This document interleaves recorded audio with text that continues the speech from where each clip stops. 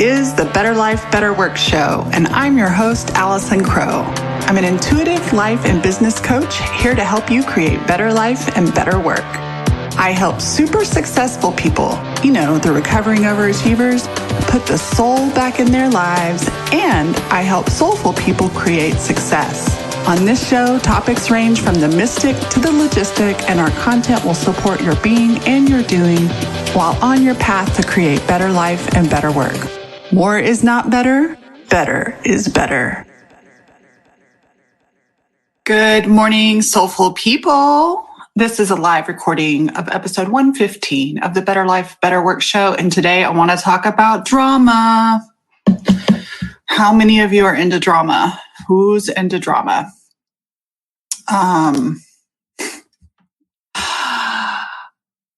Drama.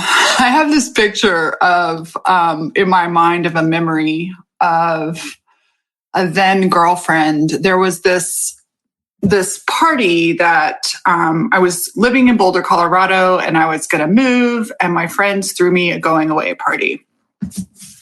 And a girlfriend of mine who was prone to drama came in the middle of the party and arms open huge, sobbing. And then, of course, everybody turned their head what's wrong with this person? And we all went into the bedroom to take care of her. And she flung her body onto my friend's bed. And her brand new nose ring hit her septum in her nose, and blood went everywhere. And it was just this really, she's flinging herself. And in the flinging, she screws up her nose ring and punctures herself. It sounds like I'm not really sensitive, but I wasn't really sensitive. It was a really lot of fucking drama for not a whole lot of whatever. Now, y'all already know that I treasure emotions. I don't use the phrase negative emotions because I don't believe there are negative emotions, but I am learning a lot about the purpose drama solves in the brain and how drama is hurting your business. So I want to talk today and help you realize some places you might be practicing drama, why you might be practicing it, and what you can do instead. So the brain loves a little drama. So let me tell you my definition of drama. Let me check into this because I'm just kind of clarifying it. Drama is not the circumstance around you. Drama is not the event. Drama is not the situation. Drama is a chosen response to a stimulus, to a situation. And so let's say I remember coming up, I was walking home when I lived in Denton with my husband. I was walking home from a garage sale and I saw a moped accident. I saw a car hit a lady on a moped. It was an intense situation, but the way I responded was I dropped in and got calm. Hey, you call 911, and I did emergency care, sort of. And other people were standing around faffing their arms like, oh my God, oh my God, oh my God. Right. And so I was able to have a calm response, and other people have a wild reaction. And I realize that reacting in drama, whether it's subtle drama or wild faffing drama, is a nervous system response. And so I am so aware and wish that one of the first things that I had ever learned in coaching wasn't just about mindset, but understanding even underneath mindset, our nervous system, our bodies, and why our nervous system is responding a certain way. So let me take a sip of my water, collect my thoughts. I notice I'm trying to be really organized for you guys in my brain. which is kind of a joke. Okay, so drama. So I have to give kudos to my sweet friend, Tracy Lee, for helping me see this so clearly one day, a couple of years ago, about 18 months ago. So her dad had died. Obviously, very, very, very sad. And she was having some struggles with some family members. She was going through a lot of hurt. And I don't even remember what she called me. We were talking on the phone, and she was in drama.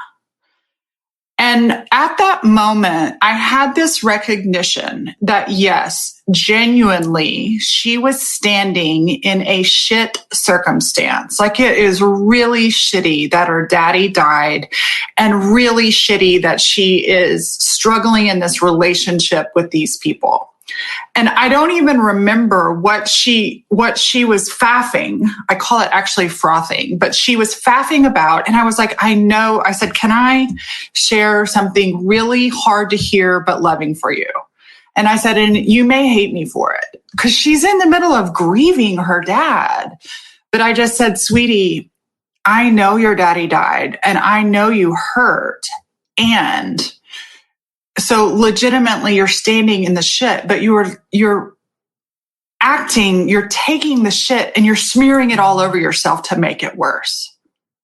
And she stopped in her track and said, oh my God, you're right. And I said, it's because you don't want to feel the pain of what's going on. And so please know that my dogs are saying hello.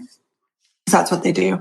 Please know that it really is one of the reasons we respond to drama is because people around us respond to us, right? When my girlfriend walked in that apartment that day, all eyes went off of me. Of course, my selfishness, like my need to be the center of attention, it was my party.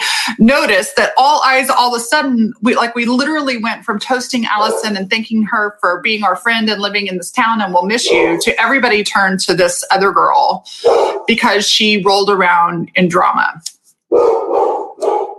Lee, come here.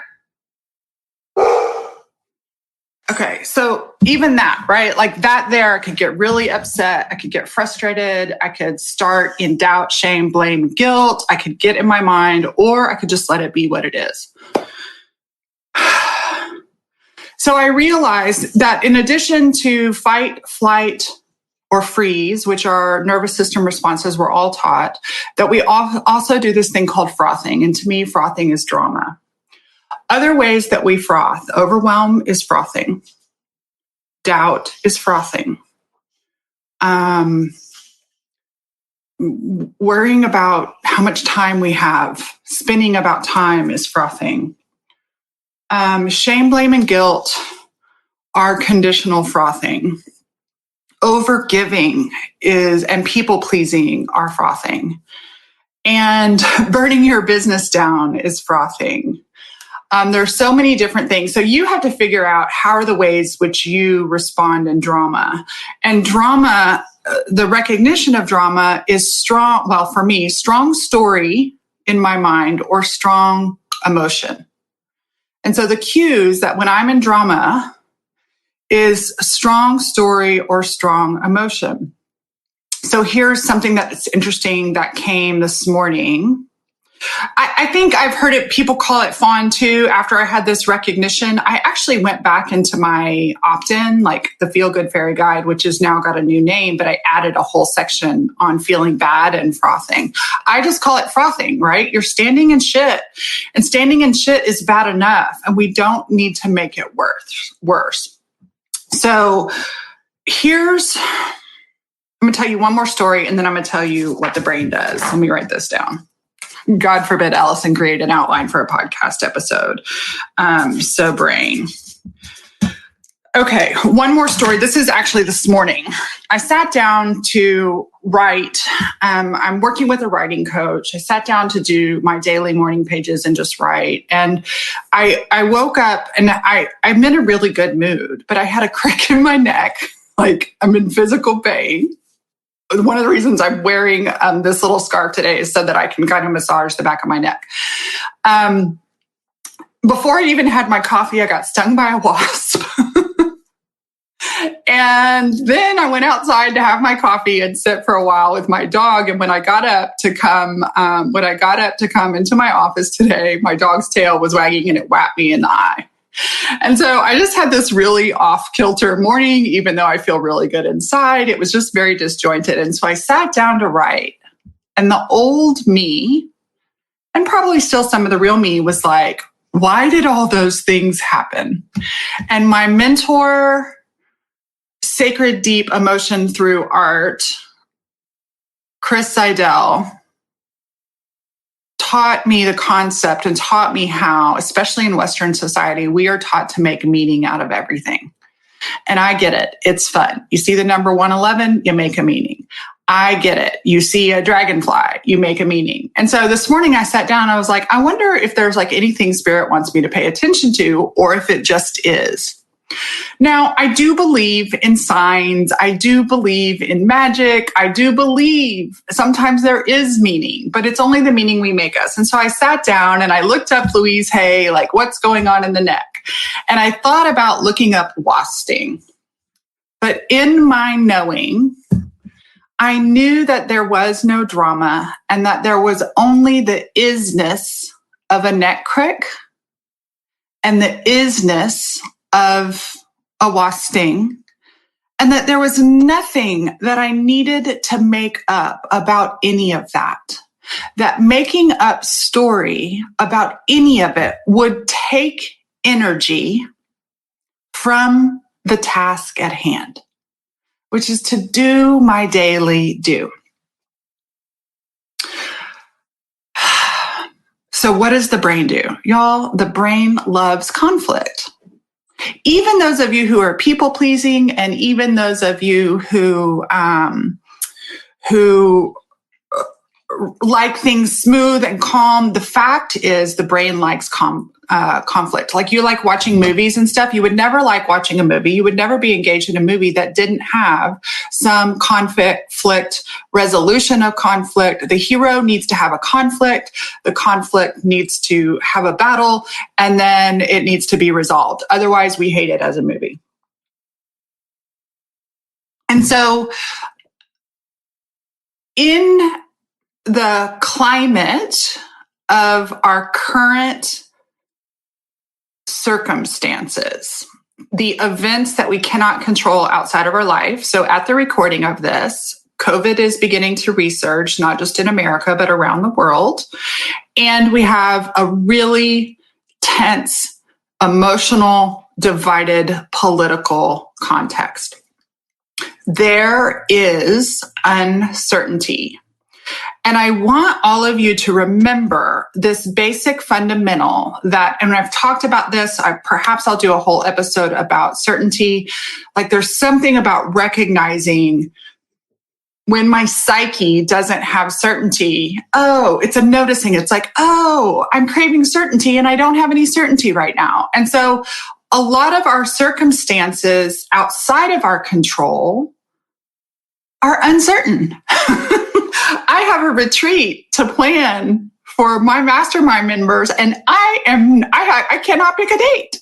I cannot pick a date. I have a member from another country. Right now, she is not allowed to fly to the United States. I can't pick a date. It's uncertain.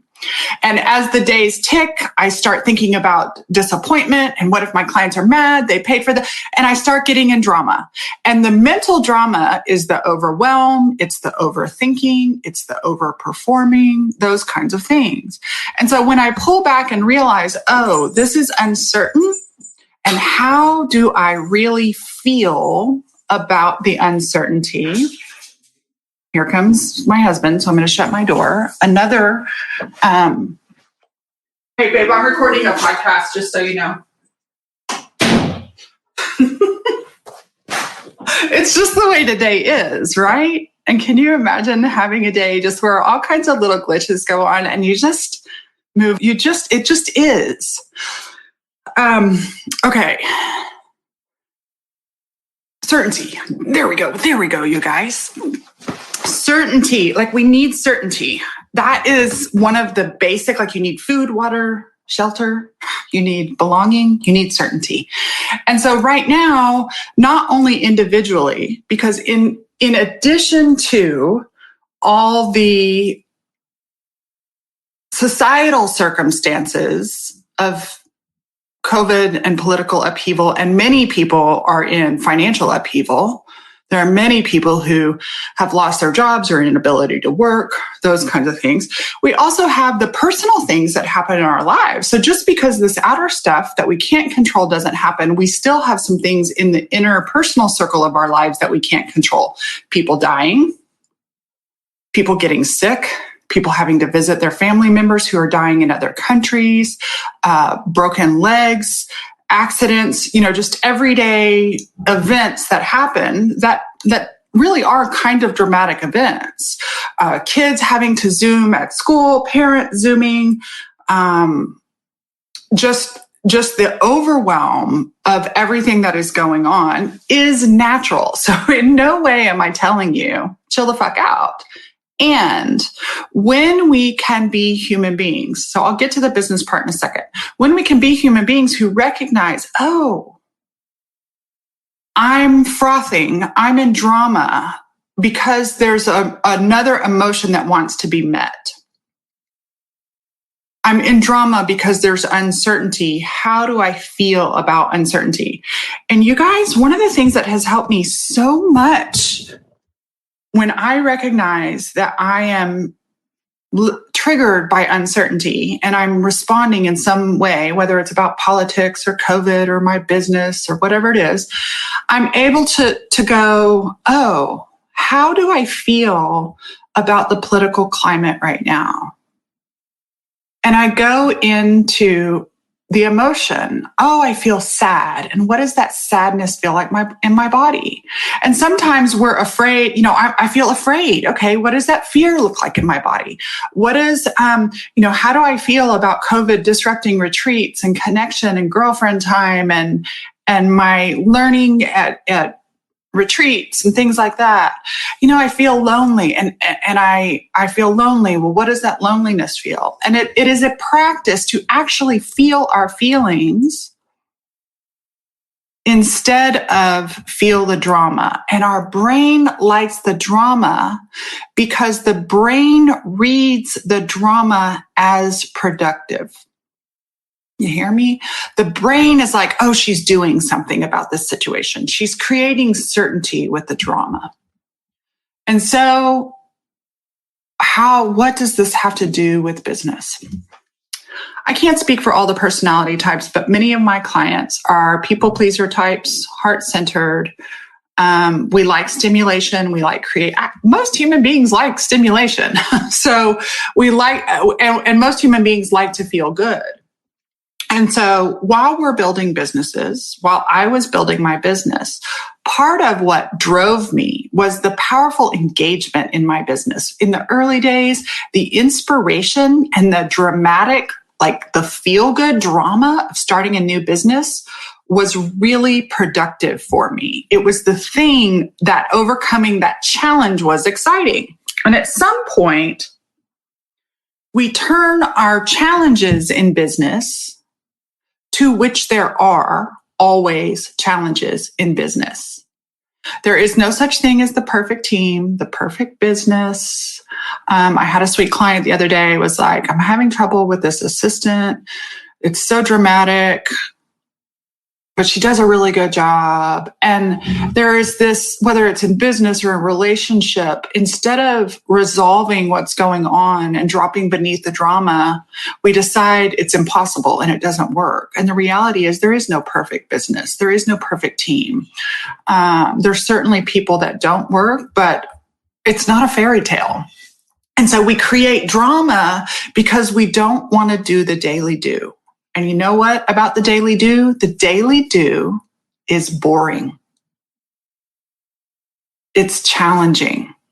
It's not as stimulating. It is not as stimulating to do the daily work of your business, to sit down and to connect with your clients and to connect with new leads or to write marketing or to write copy. It's really fun for the business owners I work with to serve their clients. It's my favorite time. It's my favorite time is actually coaching my clients. I get so stimulated and so excited. It is not stimulating and exciting for many people to sit down with the finances of their business. And so instead of being bored or instead of doing the monotonous, tedious, yet productive we will create a different kind of productivity in our mind called overwhelm, perfection, underperforming, overperforming, doubt. And the reality is, when I talk to my clients and when I talk to myself, we always know. We always know. And the distraction, the drama is just a distraction from doing or feeling something that is uncomfortable. Soulful CEOs, the distinction from moving to struggling business owner to soulful CEO is that a soulful CEO learns how to keep the drama response out of her business and out of her mind. And she chooses stimulation and challenge in other ways. She is intentional about choosing challenge. So business might be boring, doing the boring stuff. Obviously, it's fun when it works. It's fun when you create money. It's fun when you're getting to serve your clients. And that is only a small portion of your business. All the rest, I can suffer about it. I hate marketing. I hate having to do lead generation. Blah, blah, blah, blah, blah. Stop your whining. If you are not spending all that energy, you would just get it done. And then you would have space and time and energy left over. And now here's the other thing. The brain's like, well, what do I do with that space? I was here a couple of weeks ago. I was like, oh, I have space in my calendar. I have space in my mind. Like if I choose to stop being in the drama of politics and COVID, what would take up space? It was like, oh, I would love to learn something. What would I love to learn? And so after some exploration and some talking with my coach, what I realized was that it's not just me. I'm in a mastermind with a lot of other very successful business owners. And in the past, we have literally burned our entire businesses down. We're like, oh, I'm feeling a little bored. And so we make up the drama in our mind, the story response to the boredom that this isn't working, when in fact, it is working. You just thought it would feel better. You thought it would always be the climax of an orgasm. And it's not. And so instead, we have to let our business and its activities become mundane so that we can begin to allow for the miracles. And I'm not saying don't fill the empty space or don't meet the boredom, but don't meet it with something that destroys your business or your marriage by creating drama. If you end up in boredom and you need some mental or emotional stimulation, get a hobby, learn something new. But don't keep kicking the can of the daily do of your business down the road in exchange for the momentary feel-good of drama. And that's the thing. That drama in the moment feels fantastic. It feels powerful. Even being in overwhelm feels powerful to your brain. Even being in doubt and getting the attention that we get. I'm not saying that anybody wakes up and goes, you know what? I think I'm going to be in drama, and so I'm going to get some attention today. It's all these subconscious built-in patterns repeating, right? And so what I want you to do is learn to have a quiet mind about the boring things in your business, and then have the luxury of being, because you've created space, because you've been willing to do the boring things, because you've been willing to do the daily practice. in addition to obviously the fun parts of your business. Then you're like, oh, what do I do with this extra time, space, and money? I hire a writing coach, or I take up horseback riding lessons, or I learn to knit, because we do I have not met a human being that doesn't thrive with some profound engagement in a challenge. And at some point, especially for achievement business owners and late growth business owners, the profound challenge of somebody in launch is actually what helps get their business off the ground. The drama of the profound challenge. But what we can do as soulful business owners and CEOs to really self-sabotage our business is we are not mindful about the drama that we allow. And so I'm not saying be a cold bitch, no drama. I'm saying be mindful of the uncomfortable feelings yet again, and how you are responding to them, and what really works. You know your brain needs to freak out, but you also know your business doesn't have time for that. And as Chris Zidell taught me, human beings are addicted to attaching meaning, and that is the slippery slope to drama. Instead of doing the boring, uncomfortable do that actually creates the impact, the service, the money you want in your business. And so recognize, what are your ways of frothing? What in your life contributes to frothing and drama?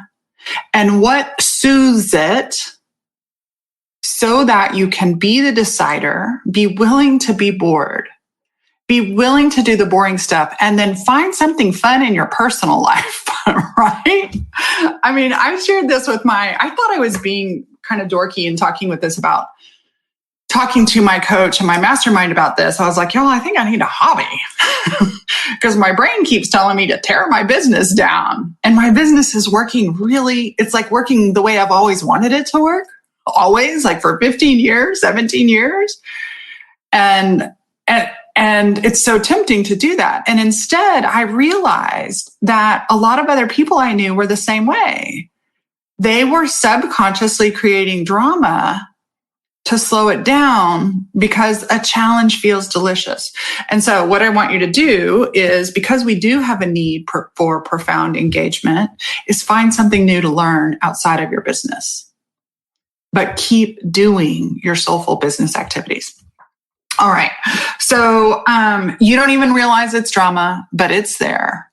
And I've noticed, I used to be, I love big and flashy, and there's something in me that has shifted with slow tango. When I have the slow tango experience in life, and when I create space, and I have a lot of clients trying to create energetic space. And when you create energetic space in your being and in your mind and in your body, and circumstances happen as they will, it is so much easier to see that they are neutral, and you get to choose how you want to respond. And you can tenderly meet those emotions. And what I find is interesting is that the more I meet my sadness on a daily basis, like I'm sad about politics, I'm sad about the division, I'm sad about not getting to go to retreats. And normally in October, we would have Soli retreat. I feel sad about that. And the more I meet my sadness or my difficult or strong emotions daily, the less they knock me out of the game. Like, I'm all for a good cry. But a lot of times the reason we're having a big breakdown is because we haven't been doing the boring work of meeting those difficult emotions every single day. And so they build up and they build up and they build up. And then we have a dramatic breakdown, which leads to a breakthrough. You can keep doing that. I don't want to keep doing that. I'm noticing what is energy well used, what is energy wasted. And I have wasted a lot of energy on drama. I have a client that let me know yesterday that she just got a really huge tax bill, and she was starting to freak out. And I remember doing that, like, creating huge tax bills and creating from pressure squeezes some juice out of us. And so I reminded her, congratulations on your first big business problem. You are so lucky to have a big taxes bill. That is a quality problem to have in your business. And she just kind of backed up and was like, oh, you're right. And when you see it as not this tax bill and I'm going to go broke and my husband is going to divorce me because I have this huge back bill or tax bill, you realize, oh, look at that. I made more money than I thought I did. And obviously there's something in one of my systems that wasn't quite aligned. Let me see what I can do to course correct that. And then this is where productivity is sexy. I cannot believe I'm saying that again. But productivity without drama creates the miracles. It creates the path to your soulful business. All right, you guys, I love you. I'm going to go hop on a coaching call. Thanks for listening. Let's see. What can I offer you? If you haven't already signed up, go to AllisonCrow.com, and there is the Feel Good Guide plus another week of just ways that I can serve you. But in the Feel Good Guide, I talk about how to feel good and how to feel bad. And I talk about this concept of drama and frothing. And if you want to get on the wait list for Soulies, we will open up probably the week after Christmas. I don't know if we'll wait till January 1st. We might open up the week after Christmas. And I would love to have you as a soulful business owner. In the meantime, those of you who are watching and who are listening, we have a call shortly, and I will see you then. As always, thanks for listening. Totally appreciate you thinking about somebody who might really love this episode and you sharing it with them.